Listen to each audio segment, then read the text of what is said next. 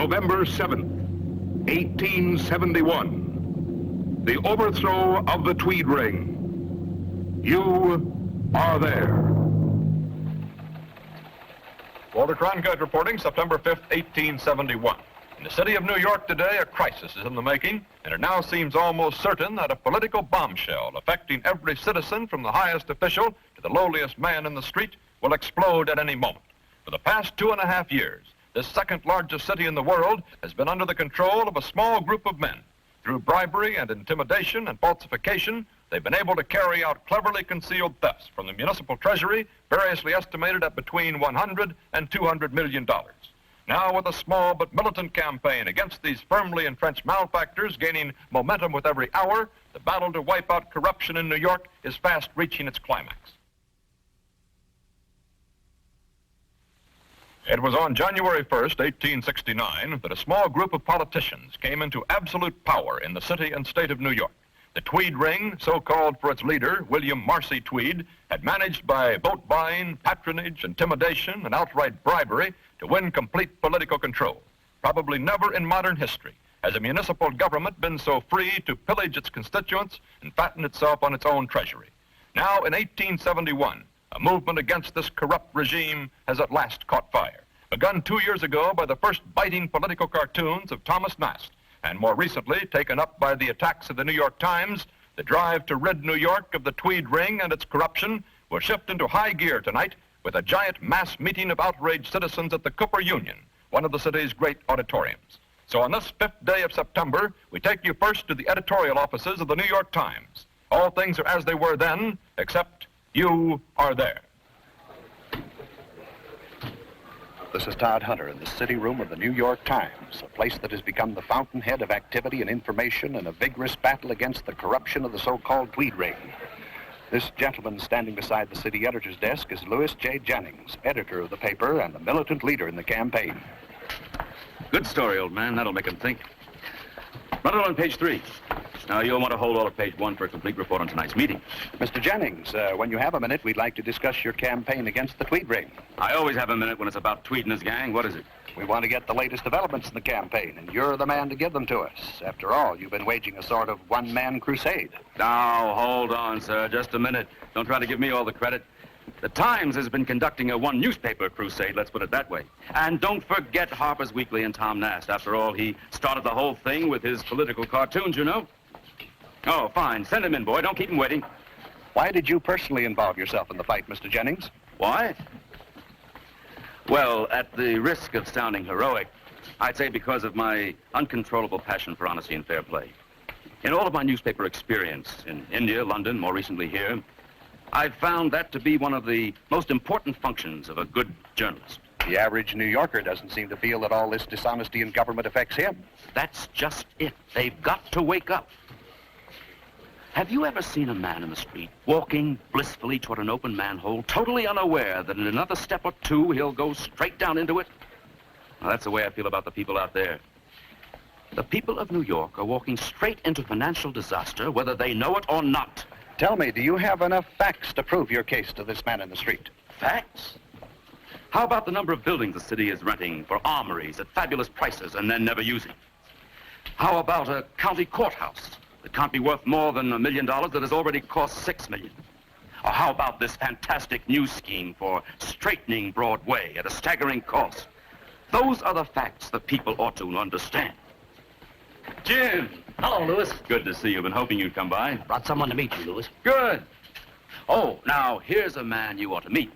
This is James O'Brien, Sheriff of New York County, and not exactly friendly with the Tweed crowd. Gentlemen, Louis, may I present Mr. Miller. Mr. G.S. Miller. Louis, that name ought to mean something to you. Miller? Of course, the carpenter. Yes, sir. He's agreed to tell his story at the meeting tonight. Good. You're the man who's down on the books for 1 month's work on the county courthouse for $360,747. Yes, that's the figure. Did you hear that? Over $300,000 for 1 month's work as a carpenter. Now, how much of that money did you get, Mr. Miller? Oh, I got $747. Mm-hmm. And what about the other $360,000?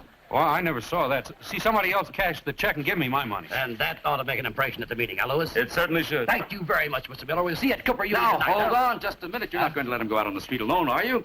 Davis, come here, will you? We can't take chances with Tweed's men watching every move we make. Davis, this is Mr. Miller. He's going to help us at the meeting tonight. Now, I want you to drop whatever you're doing and take him under your wing. You're not to let him out of your sight for a moment. And be sure he gets to the meeting. Mr. O'Brien, Yes? we understand you're the man who got hold of the first evidence on the Tweed gang. Well, actually, it came about because of an accident. An accident? Yes, you see, we knew that Tweed and his crowd had robbed the city blind, but we couldn't prove anything. Then one night last winter, Watson, that's Tweed's auditor, went for a sleigh ride. The sleigh overturned, he was killed. And that left the auditor's job open. And Jim here managed to get one of his own men appointed. It wasn't long before we got our first evidence. And you brought the facts straight to the Times, Mr. O'Brien? Well, as a matter of fact, I went to several of the other newspapers first, but they wouldn't have anything to do with it. Lewis Jennings was different. He's a fighter. He's been with us from the start. Huh? Oh, all right. Sorry, but Jones wants to see me. Well, Lewis, I've got to get on downtown. I got a lot to do before the meeting tonight. We all do. Oh, come along if you like.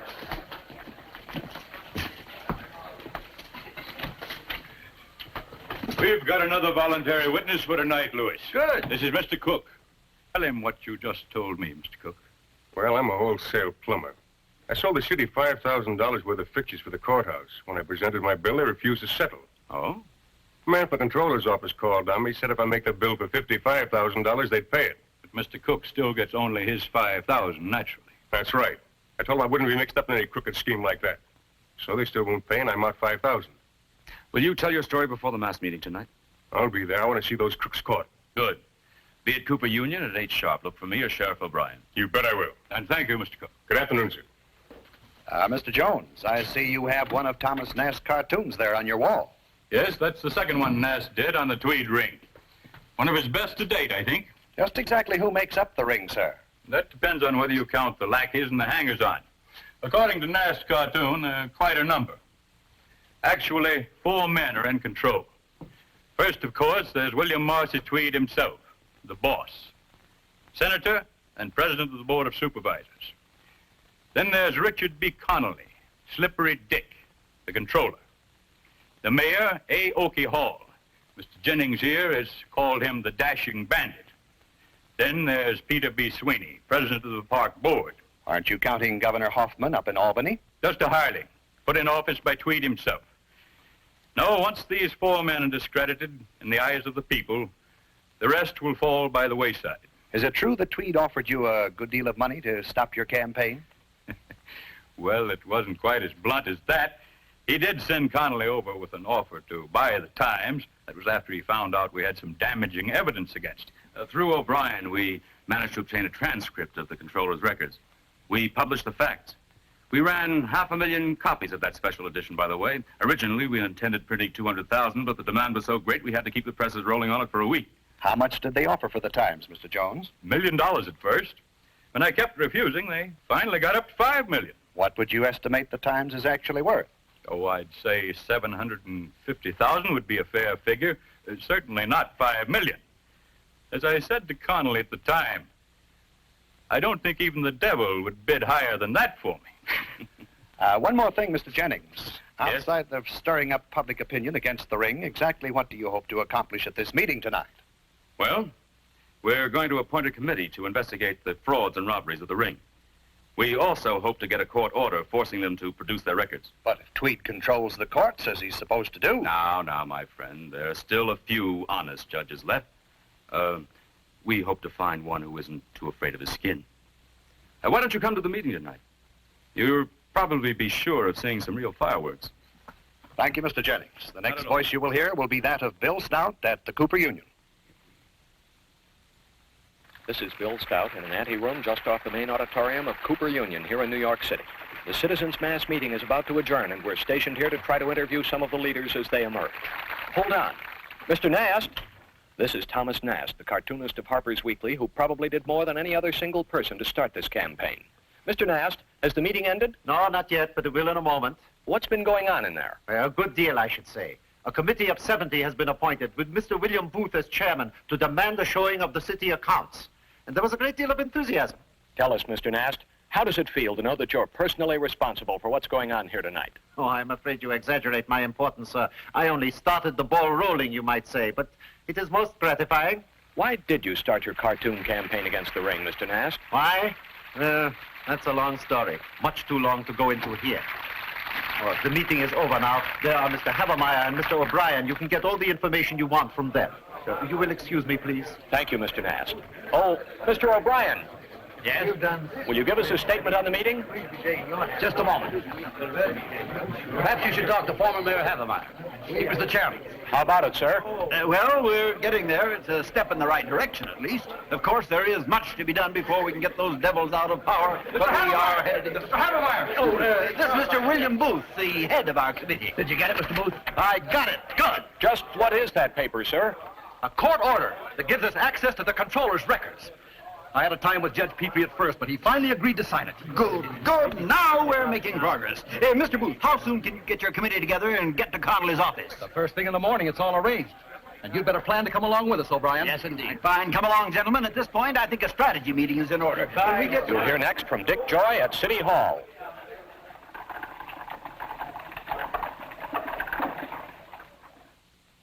Dick Joy reporting in the corridor just outside Controller Connolly's office here at City Hall.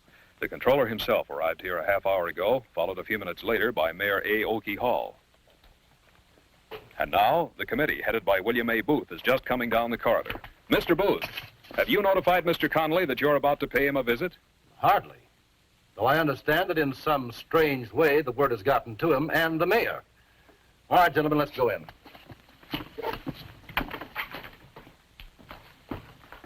Mr. Connolly, Mayor Hall, I believe you understand... Good morning, Mr. Booth. Morning, gentlemen. I suppose you both have a pretty good idea as to why we're here. Yes. Yes, I believe we do. Something to do with the records of this office, I believe. That is quite correct. Mr. O'Brien, will you show them the court order, please?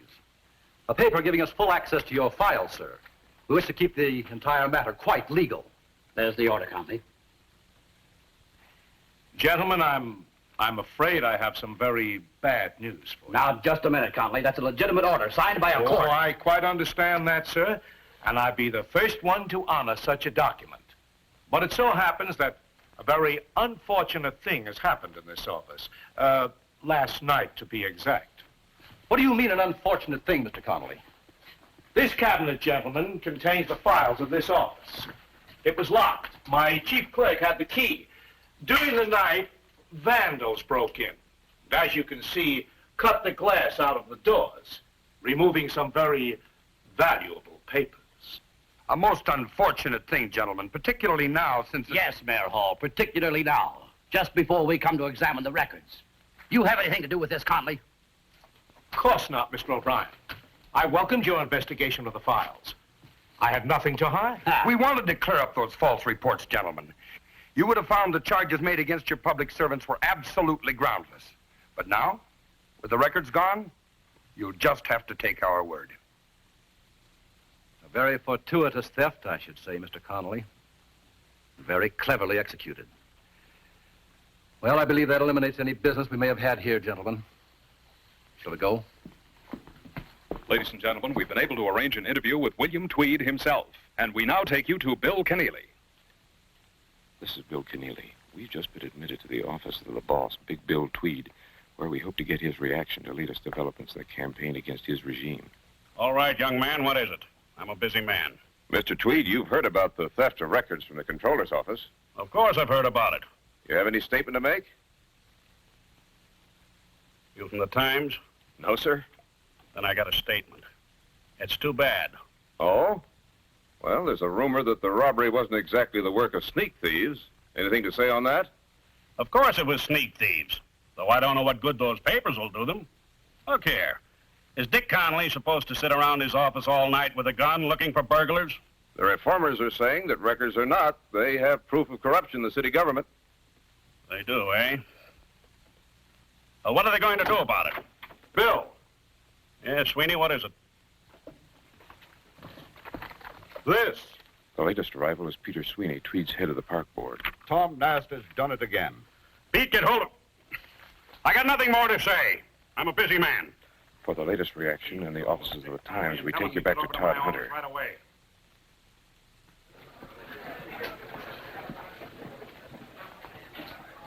Mr. Jones, the disappearance of the controller's records is going to be quite a blow to the campaign against the ring, isn't it?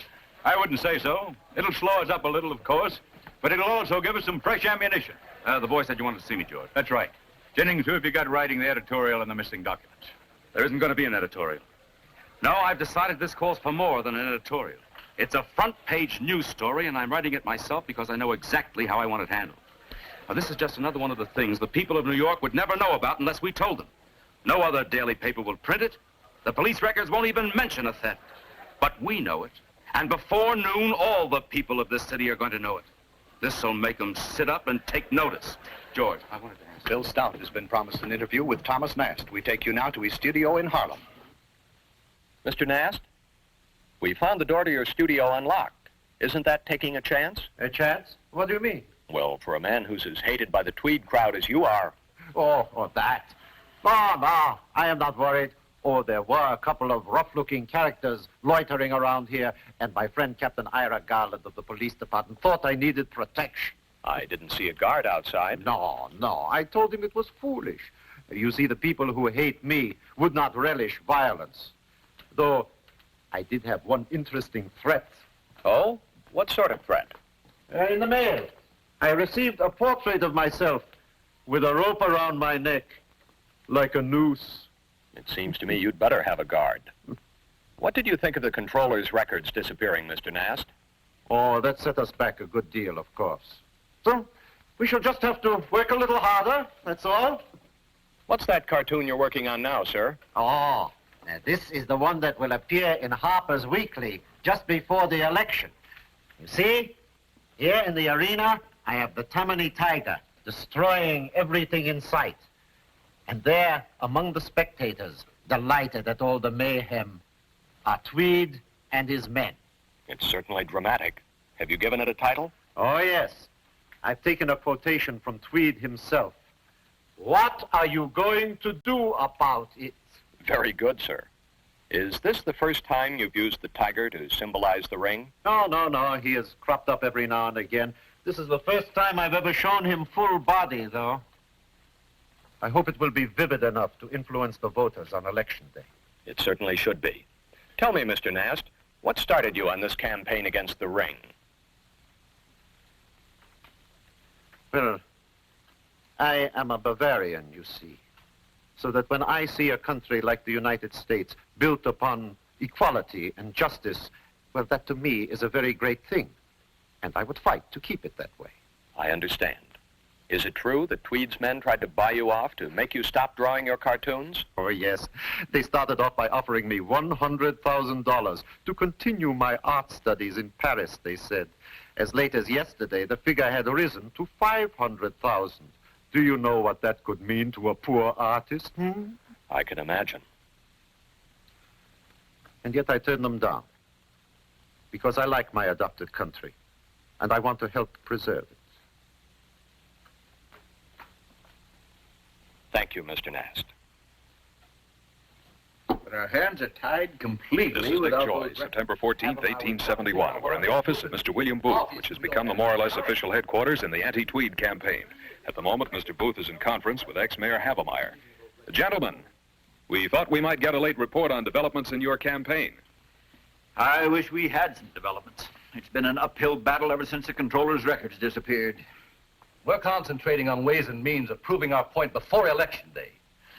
That's the only way we can stop the depredations of the Tweed ring, by throwing them out of office. And I, for one, don't intend to wait another 2 years to do it. By that time, we'll all be bankrupt. Booth. Oh, Foley, come on in. This is John Foley. He's been very active in our work. What's on your mind, John? Bill, Mr. Havemeyer, I've got something that ought to turn the trick. Well, what is it? That is an injunction that I obtained as a taxpayer to forbid the controller's office from making further disbursements of any kind. Wonderful! Why, this will mean we have them stopped. Yeah, well, now, just a minute here. I see your point, of course, but at the same time, this is going to cut off the salaries of a lot of people, policemen, firemen, city employees. That's right. And they'll start thinking and asking questions. By George, Foley, this move is so drastic that Tweed will have to do something. Why, Connolly may have to resign. Yes, but Connolly's resignation... So another unexpected and dramatic development. You will next hear from Todd Hunter. The only thing that's presented... Todd Hunter again, November 7th, 1871. This is the big day, Election Day, and here in the city room of the New York Times, activity is running at a high pitch. Oh, Mr. Jennings? Yes? Oh, it's you. How are things going? Do you think the reform forces stand a good chance? I don't know. Right now, it's in the lap of the gods. What's the news from the polling places? News. Squabbles, fistfights, voters being attacked. Today, if a man goes out to vote, he ought to wear a suit of armor. What's this? Those some returns, Mr. Jennings? Returns? I wish they were. Parker, here on the double, will you? No, it's a big riot up on a polling place in 86th Street. The German population is trying to vote with us, and a mob of Tweed's men is trying to stop them. Oh, Parker, come here, will you? Davis, you better get in on this, too. Come on. We switch you now to Bill Keneally. This is Bill Keneally at a typical polling place in New York City. This is the big day, and whomever the winners may be in this election, the day is bound to go down in history as a time of decision. Interest in the election has already brought out a record vote, and they're still coming. Let's move in and see what's going on. You, sir. Yes? What's your opinion of the outcome of this election? Huh? Who do you think will win the election, Tweed's men or the opposition? Oh, Tweed will win. He can't lose, can he? Thank you. And you, sir, what's your reaction to this election? I don't know. I really don't know. I hope we can throw Tweed and his crowd out of office, but when I see these people here, I don't know.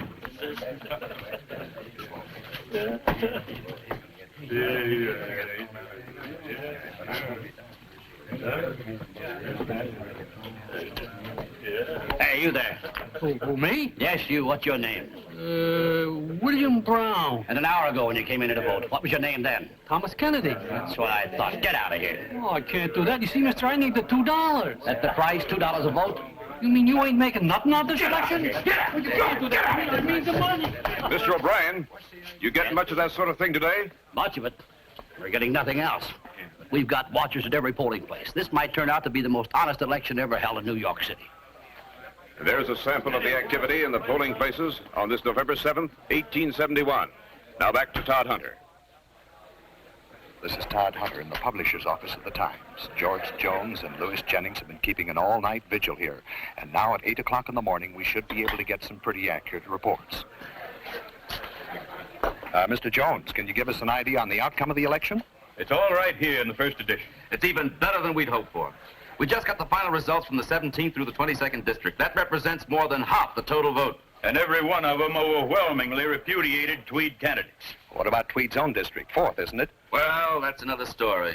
But of all the Tweed candidates, he's the only one who was reelected. And that's not very important. After all, even a crook is loved by his own family. As a matter of fact, with all of his power gone, it's safe to predict that Tweed will never try to take office. He wouldn't dare. What about the others? What'll happen to them?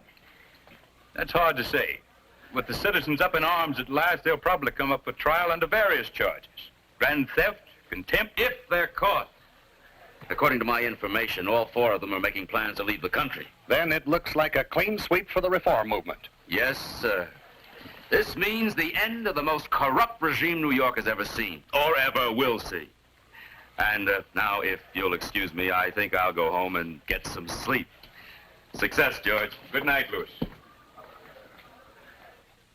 Thus did a Bavarian cartoonist, his pen inspired by a passionate love of justice and the staff of a newspaper dedicated to the cause of clean government, start a movement that snowballed to its dramatic climax in the election of 1871, freeing the city and state of New York from the vicious grip of the Tweed ring. As the New York Times said editorially just after the election, the theory that government is only organized robbery has at last received its death blow. As for the Tweed ring, all 4 of its leaders took refuge in foreign countries, 3 of them never to return. But the boss himself, Big Bill Tweed, was arrested a year after the election in Spain and brought back to New York to serve a prison term in the Ludlow Street jail. There he died, poor and friendless, in 1873. The greatest reign of corruption in the history of municipal government had finally come to its end. November 7th, 1871. What sort of a day was it? A day like all days, filled with those events that alter and illuminate our time. And you were there.